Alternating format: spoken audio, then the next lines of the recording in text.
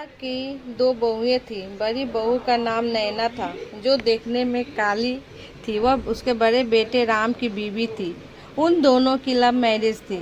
माया अपनी बड़ी बहू को उसके रंग रूप से बिल्कुल भी पसंद नहीं करती थी। उसकी छोटी बहू का नाम रीना था, जो कि उसके छोटे बेटे रवि की बीवी थी। माया छोटी बहू रीना को बहुत पसंद करती थी, क्योंकि वह देखने में सुंदर थी और उसको मोहन के लिए उसने पसंद किया था। नैना कुछ दिनों के लिए अपने मायके गई थी। माया अपने पति से नैना की चुगली करती है कि अगर राम ने मेरी बात मानी होती तो उसकी भी रीना जैसे सुंदर बहू लेकर आती। माया को पति भी समझाते हुए कहता है, रंग रूप से कुछ नहीं होता है, व्यक्ति के गुण मायने रखता है। लेकिन माया को कोई फर्क नहीं पड़ता था।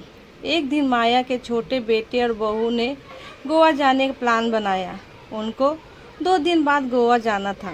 अगले दिन माया की कमर में बहुत दर्द होने लगा।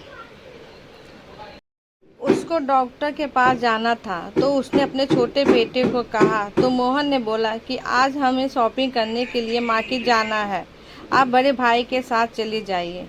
शाम को जब वह घर लौटे तो माया की तबीयत ज़्यादा खराब थी और घर पर डॉक्टर आए हुए थे।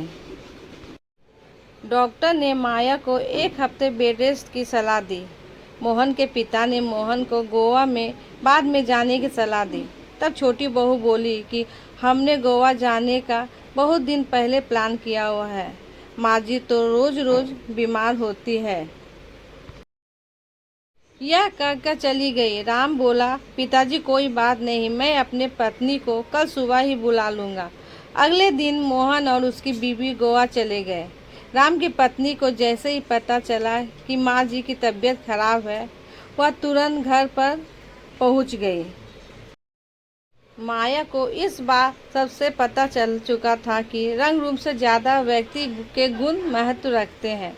वह जिस छोटी बहू को अच्छा समझती थी, उसके गुणों ने उसको दुख पहुंचाया, जबकि जिस बड़ी बहू को वह पसंद नहीं करती थी, उसके अच्छे गुणों से वह बहुत खुश थी।